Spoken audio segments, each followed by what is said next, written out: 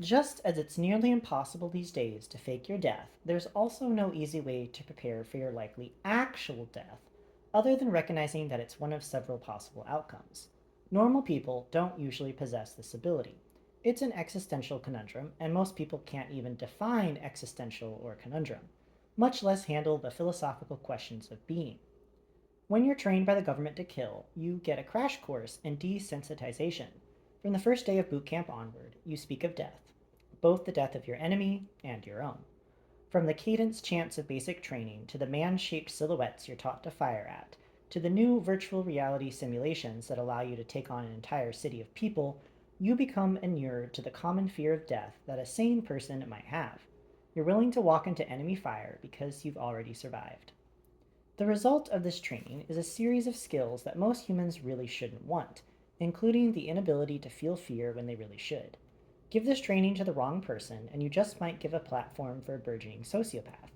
Give this training to the right person, and you end up with me and Sam riding howling hogs down a street in Miami, our saddlebags filled with paperwork and patches belonging to the Ghouls Motorcycle Club and one human hand, minus a severed pinky.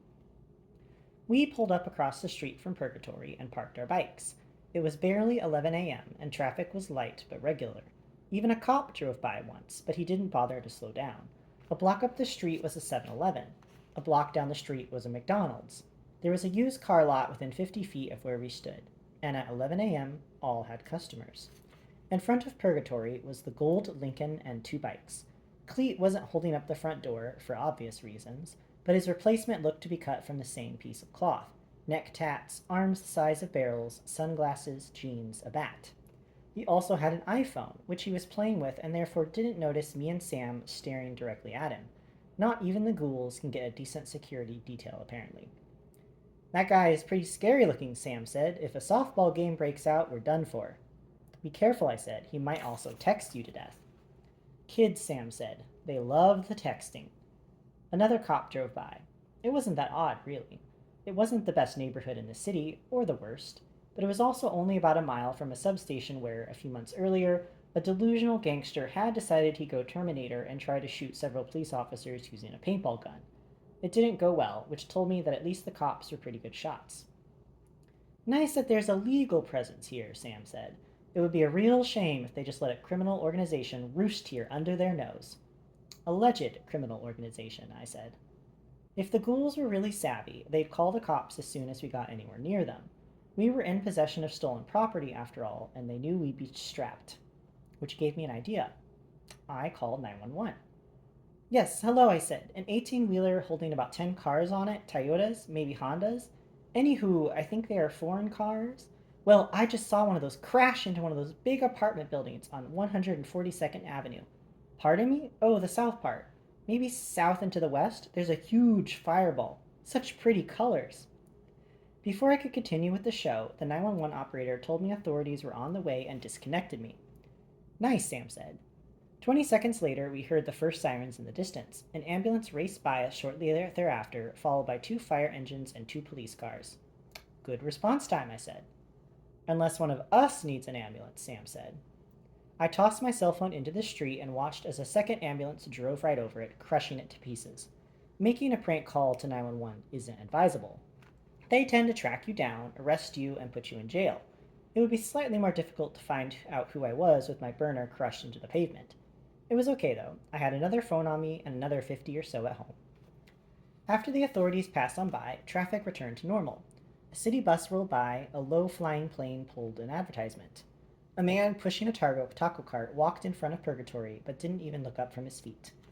Not a great time to open fire on a city street, which was good. I didn't want to get shot. But sometimes you need to let the neighbors know you're home. Do you want to shout the hardcore thing, or should I asked Sam. I've got a couple of lines I've been working on, he said. Please, no more John Wayne, I said. You'll have to wait and see. We both pulled out our guns. He shouted, Wagons forward, ho! I fired 2 shots into the gold Lincoln, taking out 2 of its tires. Sam fired 2 more shots, taking out the other tires. The guy guarding his iPhone surprised us both by throwing down his iPhone and ducking for cover, which was the smart move. Hondo? I said. It was on television. I stepped out into the middle of the street, my gun on the crouching ghoul. I could see that he was trying to get something out of his pants, his gun most likely, which proved yet again how stupid it is to keep your gun in your belt, since it's not very easy to retrieve it when you're crouched down hoping to save your life. I walked a few more steps and then said, "Don't do that." The ghoul looked up at me. "Don't do what?" "Your gun. Don't take it out and don't try to shoot me with it. If I wanted to kill you, you'd already be dead. And if you're not careful, you're liable to blow your right testicle off. So stand up and pull your gun out slowly and then toss it into the gutter." Sam had followed me, but was still about 10 yards behind me. Cars swerved around him on the street, but no one seemed to be the least bit surprised that two guys with guns were stalking around. The man with the taco cart was about a block away, but hadn't bothered to turn and look at the commotion. McDonald's was still serving up quarter pounders, gas was still being pumped. For some reason, the rest of the ghouls hadn't stormed out of purgatory yet, which led me to believe they were expecting a show, which probably meant that the ghoul on the street was not their most treasured asset. "Man," the untreasured asset said, "you're in the wrong place," but he tossed his gun into the gutter anyway. "People keep telling me that," I said, "and yet here I am. I wonder why that is." "Do you know who you're shooting at?" he asked. He sounded incredulous. It was the default sound of tough guys who can't believe other people don't think they are tough. "If you have to ask that question," I said, "then the answer is yes. Now run inside and tell your boss that there are some bad men outside who'd like to talk to him." The ghoul didn't move. "He gonna shoot me in the back?" he asked. He indicated Sam with a lift of his chin.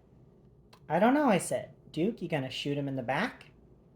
"Out here, due process is a bullet," Sam said, which only confused the ghoul. "That means no," I said, though that wasn't true. It just meant Sam had also seen the Green Berets recently. "But walk backwards if it makes you feel more comfortable." The ghoul did just that, but before he made it up the steps to the door, it opened and Lyle Connor stood in the doorway. He wore a linen summer suit with no tie. His hair was parted conservatively to one side, and his face was freshly shaved. He walked down the steps, shoved the doorman aside, and stepped past both Sam and me to look at his car. He walked around it twice, checking for damage. There wasn't any, apart from the tires. He seemed content with that. "Feds don't knock anymore?" Lyle said to me. Not what I was expecting. "Wouldn't know," I said, "but I figured trying to get past your man at the door would be difficult." Lyle laughed. "You sent a woman to do your work yesterday and you're scared of one guy? The FBI isn't what it used to be." "I don't know who you think is FBI," I said, "but it ain't us." "No?" Lyle said. "Since when are the Redeemers back in business in Florida?" "Since Oregon stopped being profitable," I said, "and since we got tired of having the FBI wearing our colors and riding our bikes." Lyle regarded me for a few seconds. I couldn't tell if he was looking for cracks in the veneer or if he was just trying to apply some silent pressure, see if I or Sam started babbling or backtracking. "That's so," he said. "How come we haven't seen any soldiers? You two and your crazy woman, that's the whole unit?" "You don't believe me? That's your business. Doesn't change the fact I got this." I reached inside my vest and pulled out the Ziploc bag now holding Bruce Grossman's hand, or, well, the hand portraying Bruce Grossman's hand, and dropped it at Lyle's feet. I'd shoved a couple of the ghoul's patches into the bag, too, just for effect. I also got a bunch of maps in my saddlebag that list all the safe houses you got between Tallahassee and here. That's gotta be worth something to someone, right, Duke? "You got that right," Sam said. "Put it on eBay. Get the Banshees and the Feds to bid against each other." Lyle's right eye twitched. He didn't look horribly mad, but that twitch wasn't because he was overcaffeinated. "What's your name?" he asked me. "You can call me Jasper." "Okay," said. "Tell me something, Jasper. What makes you think I'll do business with you?" "It doesn't matter. Either you did do business with me or you don't. I'll still get what I want. Professional courtesy, I came to you first, seeing as the Banshees tried to screw both of us. You don't pay up, we take over this territory. I make my money either way." "I'd like to see you try," Lyle said. "You would," I said, "because we'd be wearing your colors. We go door to door looking for old ladies to smack up. We'd set up shop outside elementary schools to move meth. We'd pimp out 13-year-old girls. And when the police got close, we'd take them to your safe houses. We'd leave a trail out to your processing plant in the Glades. We'll go out to Sturgis, Oklahoma City, Houston, and we will shoot at people. And when we get tired of that, we'll come back here to Miami and maybe we'll kill some Cuban mafia don, and then a cop and a rabbi and a priest, and maybe we'll kidnap Dwayne Wade, all in your colors." That twitch? A full blown blink. Lyle scratched absently at his neck until a thick red line rose up from the skin just above his Adam's apple. Maybe you're not feds, he said. Lyle looked down the street, his eyes squinted into narrow slits, like he was trying to make out something very important in the distance that he knew should be there but wasn't. You hungry? He asked. I can't negotiate on an empty stomach. I looked at Sam. He gave a quick shrug. We could eat, I said. Lyle reached down and picked up the bag with Bruce Grossman's hand in it. He unzipped it, pulled out the ghoul's patch, and then took a moment to examine the evidence before dropping it back onto the pavement with a dull thwack. Buster, he said to the doorman, get rid of this. Put it in the incinerator, chop it up, feed it to your pit bull. Just get rid of it. Got it, Buster said. Then tell the boys inside that I'm going down the street to McDonald's for a business meeting, Lyle said, and that if I don't come back in an hour, they should go kill everyone named Grossman in Miami. Got that? The McDonald's down the street from Purgatory didn't have a playland. It was one of those recently renovated McDonald's that looks like a Starbucks slathered in trans fats and encourages people to come in with their laptops and spend the day eating french fries and Oreo McFlurries while sucking down the new McDonald's espresso drinks. So even though there was no area dedicated to screaming children, there were plenty of post-collegiate men with messenger bags and wire-rimmed glasses working on their novels or resumes or letters to Parade magazine about the state of Jennifer Aniston's romantic relationships. Lyle insisted on buying us lunch, so Sam and I found a circular table with a good view of the door and of Lyle. Sam watched the door. I watched Lyle. Not that we didn't trust him, aside from him being a murderous biker gang leader, but it just made good sense to watch the hard target and pay mind to any soft ones coming through the door. It probably made sense to Lyle, too. We'd already proved that we weren't afraid of taking him on in what would otherwise be the sacred ground of Purgatory, and that we could predict his moves enough so that we were waiting on his men at Zadie's. Going to McDonald's, that wasn't something I could have honestly assumed. He walked back to the table and set down a tray loaded with food, and for a couple of minutes the three of us ate in silence, Lyle protecting his meal prison style, with one arm wrapped around the entire tray. He was a Big Mac, large fries, and an orange drink kind of guy. No apple pie, no McFlurry, no salad. He was old school. Time for recess. Since when do ghouls wear suits? I said. It's about diversification, Lyle said. New business models. I can't walk into a business meeting dressed like you two. You'll find that out soon enough, Jasper. You wear a suit, you're untouchable. And yet you leave all your most important stuff in a stash house somewhere, I said. You ever hear of a computer? You ever see Bruce Grossman? Man was almost 70. You got jobbed by a guy collecting Social Security. He got you too, Lyle said. Correction, I said. He tried to get us. You know what he stole from me? Shoe boxes. You know what was in those shoe boxes? Shoes. He stole my shoes. Little bit of money, a little bit of drugs. Not like how he took you down. He bullied you. Treated you like his stepson. Us, he got what we left out. Plain and simple. And he paid for it. Boy, did he pay for it. Oh, it took us some time to find him, but we didn't have to go torture and kill someone else to get to him. Didn't have to put no bounty out in Little Havana. We handled our business. While you were busy making house calls in Little Havana, Bruce Grossman was already in the dirt. We had to sit and wait on your asses. So you got taken by an old ass man, and by us, and by the Banshees. You're 0 for 3, Hoss. Lyle took a long drink from his orange soda. Here was a man not used to being talked back to. Getting talked back to. The twitch was coming back. You can change an environment overnight, but you can't change the people inside of the environment immediately, he said, his voice careful, measured. Lessons have been learned. He talked like someone who'd been reading manuals on corporate leadership. Expensive lessons, I said. You think you'll be able to do whatever you want to do for the rest of your life, he asked. Me, I'm 50 years old. My brothers are all doing time. Do you think I want to spend the next 30 years doing Fed time? So I'm changing the way the ghouls handle their business. Keep us protected and keep us in business. I'm clean. I intend to stay that way. Maybe I've got some dirty friends. Even Obama has a few of those, right? It was nice talk. But they killed Nick Balsamo. They'd killed the men working the stash house, and they would have killed Bruce. Now I understood why, even though we'd threatened Clifford and Norman, we weren't met by a dozen men with guns when we approached the bar. So what, Sam said. You want some kind of corporate alliance with us? That's what we're talking here? Lyle laughed. No, no, I do not. What I want is for you to stop embarrassing my people. Your arrival in town is a good object lesson. The ranks are bloated with idiots and cowards. 10 years ago, you'd already be dead. But you move fast. You're nimble. I like that. You probably have my whole operation rigged, right? Know where all my weak points are. That's how the ghouls should operate, but no one here has any idea how to run a business. None of these guys ever worked in the military, so they've got no sense of structured command. All of them were raised on The Godfather, but didn't have sense enough to get mobbed up. So here they are with the ghouls, happy to rally, happy to run meth, living and dying over their colors. Me?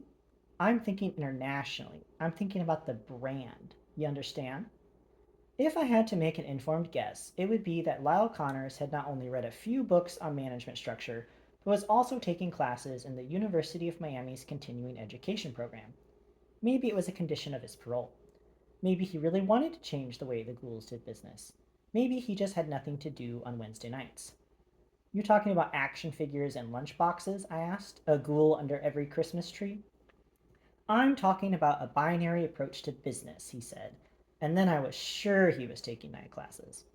We do the drug game, and then we have a legit side that isn't just to keep the RICO off our asses. Not just kids' charities once a year or bumper stickers like the Angels do. I'm talking about fantasy camps, video games, reality television shows, taking this game to the next level. You realize you'll need to stop killing people, I said. No one wants to go to fantasy murder camp. You'd be surprised, Lyle said. I'm never surprised, I said. Point is, men, Lyle said, there's a role in this for you if you want it. For us? Sam said. I thought you said you weren't looking for alliances. I'm not. I'm looking for someone to teach my people how to ride right. You two, and that woman. You got your role down. I don't know how many people you got backing you every time you go out, but the three of you came out like an army, like the army. You want this territory? You buy in. No war, no bloodshed. We make a deal, we make the Redeemers legit again, no one thinking you're FBI. Everybody wins. Or you give up that Redeemer shit and those colors you've been holding, they become yours. Lyle Connors was smart. I had to give him credit for that. He recognized a situation that was undermining his ability to govern and he acted. Did he mean anything he said? It was hard to tell. There was nothing stopping him from letting us buy in and then killing us 5 seconds later. There was nothing stopping us from buying in and killing him 5 seconds later. But by making this offer, he forced our hand. What he wanted to know is if we were opportunists or if we were just in it for the quick score. No thanks, I said. No thanks, Lyle said. He sounded pretty sincere. I hated to let him down.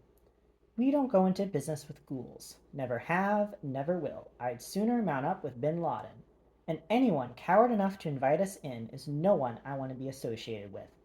I stood up, which got Sam to stand up too, though somewhat reluctantly. He was still working on his quarter pounder. You got until midnight tonight, I said. 500,000 cash, or it's a war you can't win. Show up at midnight, he said. You'll have your answer. Real cool. No pressure. A man who has spilled blood on the street before acting like, what's another couple bodies? Before we walked out, Sam grabbed up his burger and a handful of fries. Thanks for the lunch, he said.